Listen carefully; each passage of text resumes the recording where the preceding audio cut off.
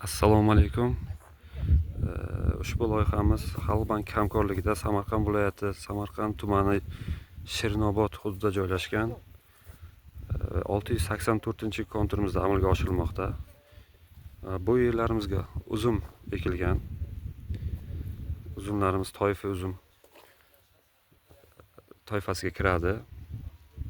Yerlarimiz 10 gektardan iborat. Uzunasiga 500 metr, eniga 200 metr tashkil topadi.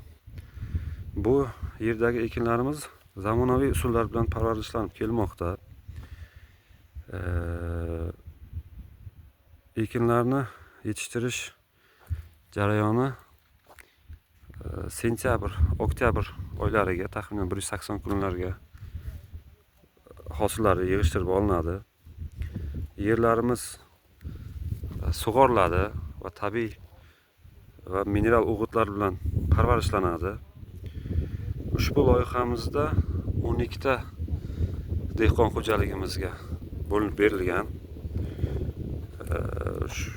Har bir dehqon xo'jalikka taxminan 0,85 gektarlardan to'g'ri keladi.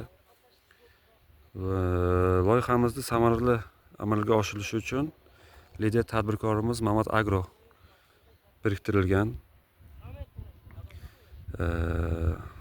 Yerlarimizdan endi har bir gektardan 20 tonnadan jami 200 tonna